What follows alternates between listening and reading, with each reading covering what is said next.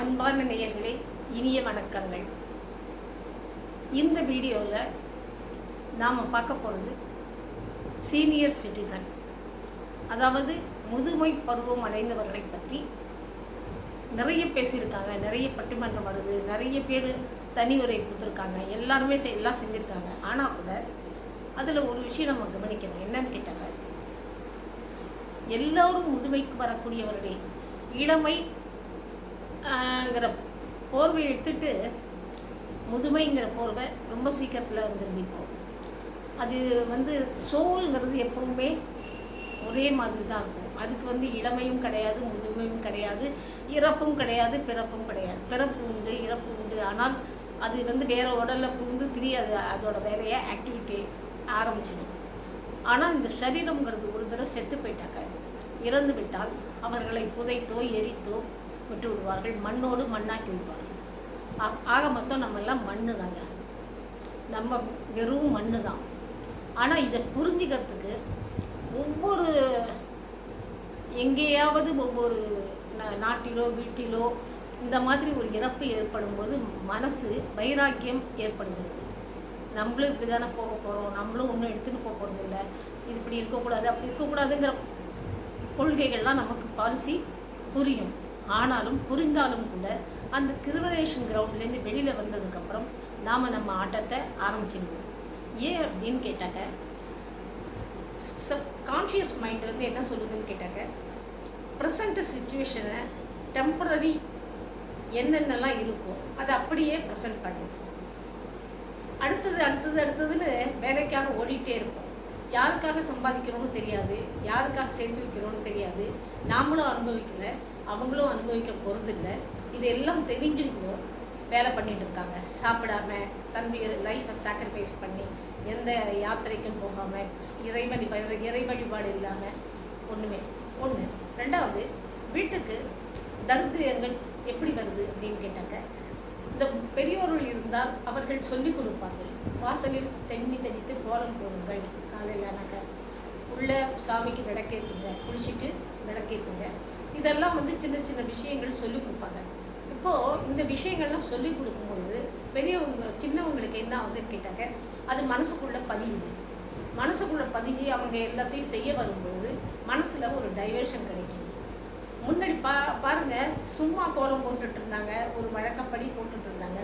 இன்றைக்கி அதே கோலத்தை பெருசாக போட்டு பெரிய பெரிய டிசைன், டெக்னாலஜி ஜாஸ்தியான உடனே ரொம்ப அழகாக பிரமாதமாக போட்டு பில்டிங்கில் எல்லாம் அவார்டு வாங்குறாங்க, இதில் பேர் வருது, சர்டிஃபிகேட் வாங்குறாங்க. அப்போ ஏன் அப்படின்னு கேட்டாக்க, இது கமர்ஷியல். ஆனால் வீட்டில் ஒரு எளிமையான வீடாக இருந்தாலும் கூட வாசலில் கோலம் போட்டு குங்குமம் மஞ்சள் நிலைக்கு வைத்து லக்ஷ்மியை வரவேற்றால் என்னைக்கு லக்ஷ்மி நம்ம விட்டு போக மாட்டாங்க. லக்ஷ்மி அப்படின்னு சொன்னோன்னா பணம் காசுன்னு நினச்சிக்கிறாங்க எல்லாரும். பணம் காசு வச்சுட்டு நீங்கள் என்ன பண்ணுவீங்க அதை சொல்லுங்கள். பலம் வேணும், காளியும் துணை வேணும், காளியும் துணையும் வேணும், சரஸ்வதியின் அருளும் வேணும். இந்த ரெண்டு அருளும் கிடைக்கணும்னா லக்ஷ்மியும் வேண்டிக்கணும். அப்போது இது ரெண்டும் கிடைச்சதுன்னா லக்ஷ்மி தானாக வந்துடுவா. அப்போ லக்ஷ்மியை லக்ஷ்மி நாராயணன் கூப்பிடும் பொழுது எல்லா தேவிகளும் நம்ம வீட்டுக்கு இருப்பாங்க. ஸோ அவங்களோட வாழ்த்துக்கள் ரொம்ப முக்கியம். அடுத்தது முதியோர்கள் அப்படிங்கும்போது பித்ருக்கள் வாசலில் பார்க்குறாங்க, கோலம் போட்டிருக்கா, ஆஹா நம்ம வீட்டில் எல்லாரும் சௌக்கியமாக இருக்காங்களா, ததாஸ்து அப்படின்னு சொல்லிட்டு போயிடுவாங்க. ததாஸ்துன்னு சொன்னால் என்ன அர்த்தம்னு கேட்டாக்கா, அப்படியே இருக்கட்டும். ஸோ அந்த பித்ரு தேவதைகளுக்கு தெரிந்த வார்த்தை ததாஸ்து அப்படிங்கிறது. நல்லது செய்தாலும் சரி, கெடுதல் செய்தாலும் சரி.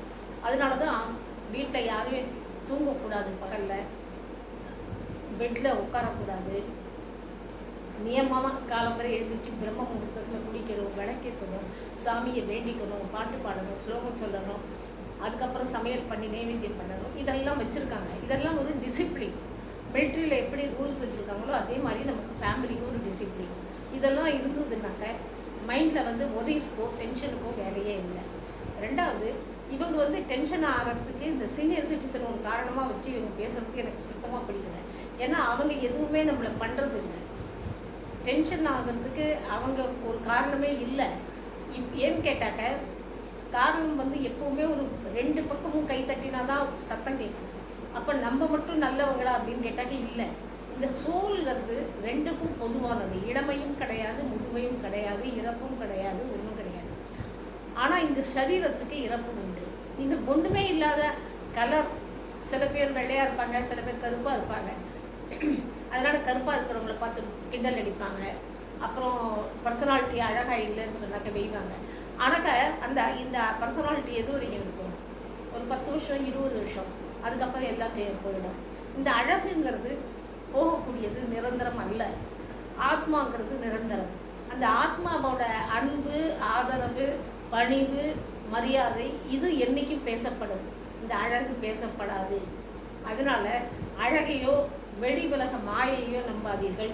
முதுமையை நம்புங்கள். அவர்களிடம் உட்கார்ந்து பேசுங்கள். அவர்களிடம் நிறைய தெரிந்து கொள்ளுங்கள். அவருடைய அனுபவம், அவங்க எந்த யூனிவர்சிட்டிக்கும் போக வேண்டியதில்லை. அந்த வீட்டில் இருக்கிற யூனிவர்சிட்டிலேயே படித்த அனுபவம் இருக்கு. அதுவே ஒரு பெரிய சப்ஜெக்ட். அந்த ஃபிலாசபியை நீங்கள் புரிஞ்சுக்கங்க. லைஃப்பை நல்லா லீட் பண்ணுங்கள். அப்போ உங்களுக்கும் இளமை முதுமை உங்களையே துரத்திட்டே வருது. அது எப்பவுமே ஞாபகம் வச்சுக்கோங்க. நீங்கள் முன்னாடி ஓடிட்டுருக்கீங்க, உங்கள் பின்னால் முதுமை வந்துகிட்டே இருக்குது. அதனால் எதையும் எப்பவும் யாரையும் ஹர்ட் பண்ணாமல் நிம்மதியாக சந்தோஷமாக இருக்கிறதுக்கு பழகிக்கொள்ளுங்க.